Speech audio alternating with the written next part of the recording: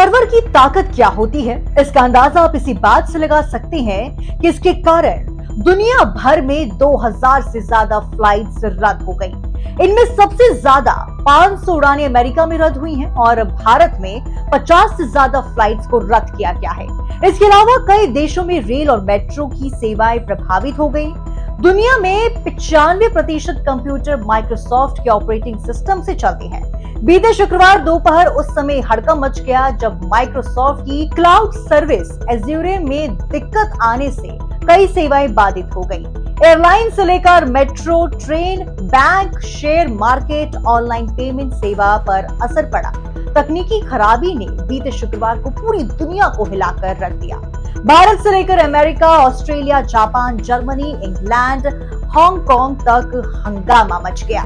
Microsoft के server ने दुनिया के आईटी सिस्टम और कंप्यूटर्स की सांसें रोक दी। इसके पीछे की वजह क्लाउड स्ट्राइक को माना जा रहा है। इसने अपना सॉफ्टवेयर अपडेट किया जिसमें कॉन्फ़िगरेशन गलत हो गया। इसी वजह से माइक्रोसॉफ्ट 365 के यूजर्स को परेशानी का सामना करना पड़ा। अमेरिकी एंटीवायरस कंपनी क्लाउड स्ट्राइक के एक सॉफ्टवेयर अपडेट का असर माइक्रोसॉफ्ट पर पड़ा। क्लाउड स्ट्राइक के सॉफ्टवेयर अपडेट के कारण कंप्यूटर स्क्रीन पर नीले बैकग्राउंड के साथ मैसेज दिखा। इसे ब्लू स्क्रीन ऑफ डेथ यानी कि BSOD कहा जाता है। ब्लू स्क्रीन ऑफ डेथ एक क्रिटिकल एरर स्क्रीन है जो विंडोज ऑपरेटिंग सिस्टम पर दिखाई देती है।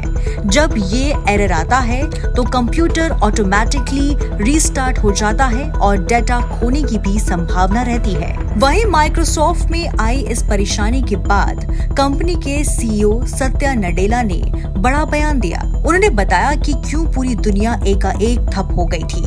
माइक्रोसॉफ्ट आउटेज के बाद नडेला ने सोशल मीडिया प्लेटफॉर्म X पर अपनी प्रतिक्रिया दी। उन्होंने कहा कि कल क्लाउड स्ट्राइक ने एक अपडेट जारी किया था जिसने दुनिया भर में आईटी सिस्टम को प्रभावित करना शुरू कर दिया। उन्होंने आगे कहा कि वैश्विक स्तर पर आई इस परेशानी से हम बखूबी अवगत हैं और ग्राहकों को उनके सिस्टम को सुरक्षित रूप से ऑनलाइन वापस लाने के लिए क्लाउड स्ट्राइक को टेक्निकल सपोर्ट मुहैया करा रही है।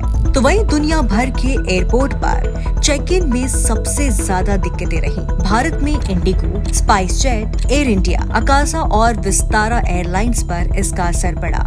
देश के अलग अलग एयरपोर्ट पर बोर्डिंग पास को लेकर समस्या के चलते अब अलग अलग एयरलाइंस की तरफ से hand writing boarding pass issue किए जा रहे थे।